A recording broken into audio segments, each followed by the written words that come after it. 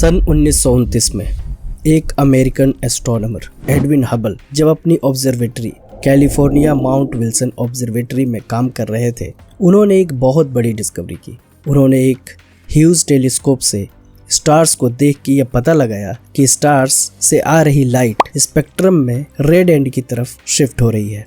ये कैसे काम करता है, इसे पहले समझ लेते हैं। लाइट एक वेव के फॉर्म में ट्रेवल करती है, तो जब कोई ऑब्जेक्ट ट्रेवल कर रहा हो तो उससे निकलने वाली लाइट का वेवलेंथ, अगर वो ऑब्जेक्ट आपसे दूर यानी ऑब्जर्वर से दूर जा रहा हो तो वेवलेंथ स्ट्रेच हो जाती है और ये स्ट्रेच वेवलेंथ रेड दिखाई देती है, क्योंकि विजिबल लाइट स्पेक्ट्रम में लॉन्गर वेवलेंथ इलेक्ट्रोमैग्नेटिक स्पेक्ट्रम में रेड एंड की तरफ शिफ्ट होते हैं। और इसके उलट जब कोई ऑब्जेक्ट आपकी तरफ मूव कर रही हो तो उससे आने वाली लाइट की वेवलेंथ शॉर्ट हो जाती है, जो स्पेक्ट्रम में ब्लू एंड की तरफ शिफ्ट होती है। तो इससे ये पता चलता है कि ऑब्जेक्ट ऑब्जर्वर की तरफ मूव कर रहा है। तो एडविन हबल ने सितारों को देखा तो पाया कि उनसे आने वाली लाइट टेंड कर रही है रेड की तरफ, जिससे पता चला सितारे लगातार हमसे दूर जा रहे हैं। इससे बहुत पहले हबल ने यह भी पता लगा लिया था कि ये सितारे कॉन्स्टेंटली एक दूसरे से दूर जा रहे हैं। अब इससे ये रिजल्ट निकला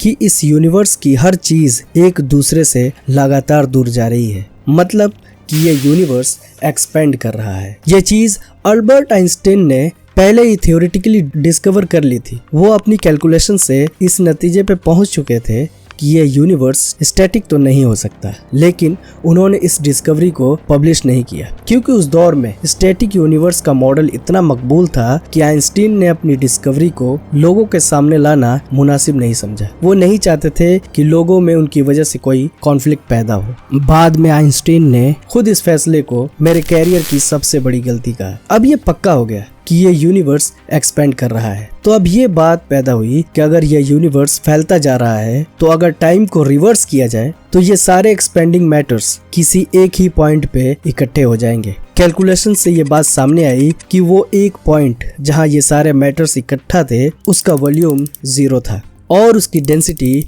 इन्फिनिट थी। अब ये क्लियर हो गया कि इस यूनिवर्स की शुरुआत उस पॉइंट के एक्सप्लोजन से हुई है जिसका वॉल्यूम 0 था। अब यहाँ एक बात क्लियर रहनी चाहिए कि 0 वॉल्यूम एक थ्योरेटिकल एक्सप्रेशन है जो सिर्फ समझने के लिए यूज की जाती है। साइंस नथिंगनेस के कॉन्सेप्ट को, जो इंसानी समझ के बाहर है, सिर्फ इस तरह बयां कर सकती है कि वो एक ऐसा पॉइंट था जिसका कोई वॉल्यूम ही न था। अगर असल में 0 वॉल्यूम का पॉइंट का मतलब हुआ कुछ भी नहीं, नथिंग। ये यूनिवर्स इसी नथिंग से वजूद में आया है, या यूं कहें इस यूनिवर्स को बनाया गया है। बिग बैंग थियरी ये बताती है कि शुरू में इस यूनिवर्स के सारे ऑब्जेक्ट एक पीस में थे, फिर ये अलग हुए। अल्लाह कुरान में फरमाता है, क्या जिन लोगों ने कुफ्र किया यह नहीं देखा कि आसमान और जमीन दोनों मिले हुए थे, फिर हमने दोनों को अलग अलग कर दिया।